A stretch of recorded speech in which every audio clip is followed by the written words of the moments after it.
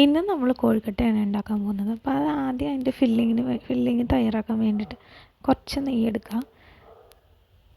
ആ നെയ്യിലേക്ക് ഒരു 2 ഏലക്കപ്പൊടി ഉണ്ടെങ്കിൽ അതിടാം. ഞാനിപ്പോൾ ഏലക്കപ്പൊടിയും കൂടെ ചേർക്കുന്നുണ്ട്. അത് കുറച്ച് ജീരകം കൂടെ ചേർത്ത് ജസ്റ്റ് ഒന്ന് മൂപ്പിക്കുക. ഏലക്കപ്പൊടി ഇടുമ്പോഴാണ് കുറച്ചും കൂടെ സ്വാദ് നന്നായിട്ട് ഇറങ്ങുക. അതിലേക്ക് കുറച്ച് തേങ്ങ ചിരകിയത് ചേർത്ത് നന്നായിട്ട് ഇളകിക്കൊണ്ടിരിക്കുക.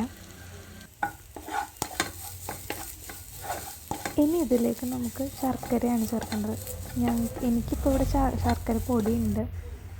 ശർക്കര പൊടി അല്ലെങ്കിൽ ശർക്കര ചീകി നിങ്ങൾക്ക് ചേർക്കാവുന്നതാണ്. ഇനി അതൊന്ന് ഇളക്കിക്കൊണ്ടിരിക്കാം. ജസ്റ്റ് ശർക്കരയൊക്കെ ചെറുതായിട്ട് മെൽറ്റായി തുടങ്ങുന്നുണ്ട്. അപ്പോഴേക്കും നമുക്കിതിലേക്ക് കുറച്ച് ഉപ്പിടാം. അതിന് ശേഷം കുറച്ച് വെള്ളം ഒഴിക്കാം. വെള്ളം ഒഴിച്ച് ഒന്ന് ഇളക്കുക. അപ്പോഴത്തേക്കും നമ്മൾ ശർക്കര നന്നായിട്ട് മെൽറ്റായി വരും. ഇനി ഇതിലേക്ക് അവലാണ് ഞാൻ യൂസ് ചെയ്യുന്നത്. നിങ്ങൾക്ക് താല്പര്യമെങ്കിൽ നമ്മുടെ തേങ്ങ മിക്സ് മാത്രമായിട്ട് വയ്ക്കാം. ഇതിപ്പോൾ തേങ്ങ നമുക്ക് കുറച്ച് യൂസ് ചെയ്താൽ മതി. അവലും കൂടെ ഇടുകയാണെങ്കിൽ ഇതും ഫില്ലിങ് കുറേ ഏറെ ഉണ്ടാവും അവലും കൂടെ യൂസ് ചെയ്യുമ്പോഴത്തേക്കിന്. അപ്പം അവലൊന്ന് ജസ്റ്റ് നന്ദി കിട്ടാൻ വേണ്ടിയിട്ടാണ് നമ്മൾ വെള്ളം ഒഴിച്ചിട്ട് ജസ്റ്റ് ശർക്കരയിൽ ചെറുതായിട്ട് പറ്റിക്കുന്നത്. നന്നായിട്ട് ഇളക്കുക. ഒത്തിരി ഡ്രൈ ആവാൻ പാടില്ല. ചെറിയൊരു നനവൊന്ന് മാറി കിട്ടണം. അവൽ ഒത്തിരി ഡ്രൈ ആയി കഴിഞ്ഞാൽ ഭയങ്കര കട്ടിയായി പോകും. അപ്പോൾ ഇന്ന് കോഴിക്കട്ട ഉണ്ടാക്കാൻ പോകുന്നത് ചെറിയൊരു മോൾഡിലാണ് കേട്ടോ. ഇത് മോദക് മോൾഡെന്ന് പറയും. അത് നമുക്ക് ആമസോണിൽ മേടിക്കാൻ കിട്ടും. അപ്പം കുട്ടികൾക്ക് ഭയങ്കര ഇഷ്ടമാകും ഒരു ഡിഫറെൻറ്റ് ഷേപ്പിൽ കോഴിക്കട്ട കാണുമ്പോഴത്തേക്കിന്. അപ്പോൾ എൻ്റെ മോന് ഭയങ്കര ഇഷ്ടമാണ് ഇങ്ങനെ ഉണ്ടാക്കി കൊടുക്കുന്നത്. അതുകൊണ്ടാണ് ഇത് ഭയങ്കര ചെറുതാട്ടോ. അപ്പോൾ നിങ്ങൾക്ക് ഇതിൻ്റെ പല സൈസ് അവൈലബിൾ ആണ്. മോദക് മോൾഡ് ചെറിയതിലായിരിക്കും, പക്ഷേ കോഴിക്കട്ട മോൾഡെന്ന് പറഞ്ഞിട്ട് കുറച്ചും കൂടെ നല്ല ഷേപ്പിൽ കിട്ടാൻ വേണ്ടിയിട്ട് ആമസോണിൽ അവൈലബിൾ ആണ്.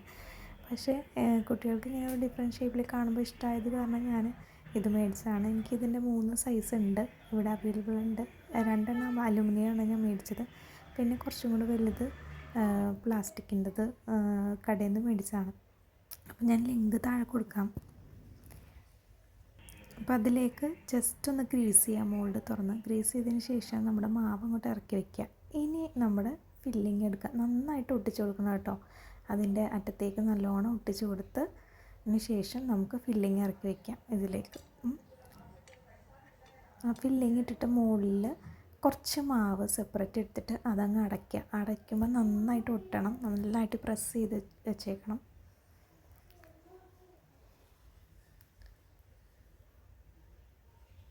എന്നിട്ട് ഇനി നമുക്ക് മോൾഡ് തുറക്കാം. പതുക്കെ തുറക്കണം. ഗ്രീസ് ചെയ്തത് കാരണം അത് പൊട്ടാണ്ട് നന്നായിട്ട് തുറന്നു വരും. ഗ്രീസ് ചെയ്തിട്ടുണ്ടെങ്കിൽ പൊട്ടിപ്പോകാനുള്ള ചാൻസ് ഉണ്ട്. അപ്പോൾ ഒരു വട്ടം ഗ്രീസ് ചെയ്ത് കഴിഞ്ഞാൽ ഒരു 4-5 എണ്ണം ഉണ്ടാക്കി കഴിഞ്ഞതിന് ശേഷം വീണ്ടും ഗ്രീസ് ചെയ്താൽ മതി. കാരണം ആ മയ അവിടെ ഉണ്ടാവും ആ പാത്രമേൽ. കണ്ടോ, നന്നായിട്ട് വിട്ട് വരും. അപ്പോൾ ഇതാണ് ആദ്യത്തെ സൈസ്. ഇനി ഞാൻ കടയിൽ നിന്ന് മേടിച്ചത് കുറച്ചും കൂടെ വലുത്. കാരണം നമ്മൾ കഴിക്കുമ്പോൾ ഇത്ര കുഞ്ഞു സാധനം കഴിച്ചാൽ എത്ര എണ്ണം കഴിച്ചാൽ മതിയാവും അല്ലേ. അത് കാരണം ഒരു വലുത് ഞാൻ മേടിച്ചതാണ്. അപ്പോൾ അത് ഇതുപോലെ തന്നെ ഗ്രീസ് ചെയ്യാം. ഇത് 2 ലീഫിൻ്റെ ആണ്. ഗ്രീസ് ചെയ്തതിന് ശേഷം ഇതേപോലെ തന്നെ ഫില്ലിങ് വെച്ചിട്ട് നമുക്ക് തുറക്കാം.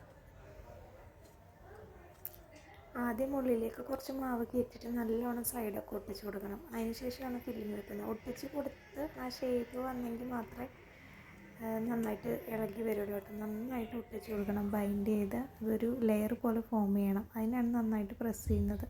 അപ്പോൾ നിങ്ങളുടെ കയ്യിൽ പറ്റുന്നതെന്ന് വെച്ചാൽ കുറച്ച് നെയ്യോ എണ്ണയോ കയ്യിൽ പുരട്ടിയിട്ട്, അല്ലെങ്കിൽ കുറച്ച് വെള്ളമാണെങ്കിലും മതി, അതുകൊണ്ട് ആ ഫിംഗറിൽ പുരട്ടിയിട്ട് സൈഡിലേക്ക് ഒട്ടിച്ച് കൊടുക്കാം. അതിന് ശേഷം ഇനി ഫില്ലിങ് വയ്ക്കാം. ഫില്ലിങ് വെച്ചതിന് ശേഷം നമുക്ക് വീണ്ടും അടയ്ക്കാം.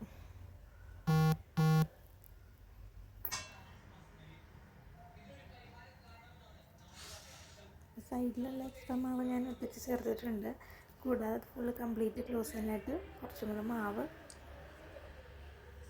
എടുത്ത് ക്ലോസ് ചെയ്തു നന്നായിട്ട് പ്രസ് ചെയ്തതിന് ശേഷം ഇനി മോൾഡ് തുറക്കാം.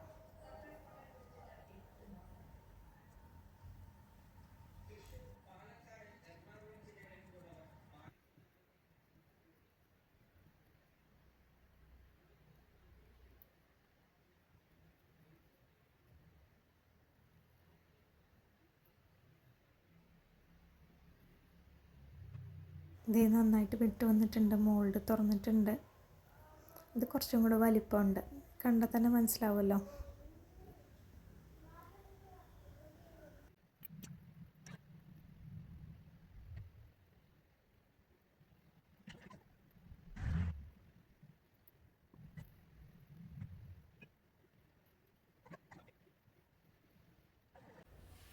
അപ്പോൾ ഇനി അത് നമുക്ക് ആവിയിൽ വേവിച്ചെടുക്കാം.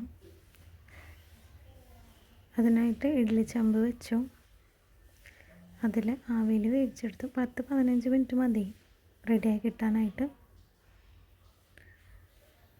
നമ്മൾ സാധാരണ കയ്യിൽ വെച്ച് കോഴിക്കട്ട ഉണ്ടാക്കുമ്പം എനിക്ക് തോന്നിയിട്ടുണ്ട് നമ്മൾ കറക്റ്റ് റൗണ്ട് ഷേപ്പൊന്നും വരാറില്ലല്ലോ. പിന്നെ എങ്ങനെയായാലും കഴിച്ചാൽ മതിയല്ലോ.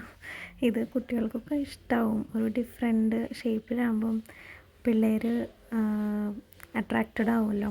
അപ്പം എൻ്റെ മോന് ഞാൻ സ്നാക്ക് ബോക്സിൽ കൊടുത്ത് വിടാറുണ്ട് ഇങ്ങനെ ഉണ്ടാക്കി. അപ്പോൾ എല്ലാവരും ട്രൈ ചെയ്യാം.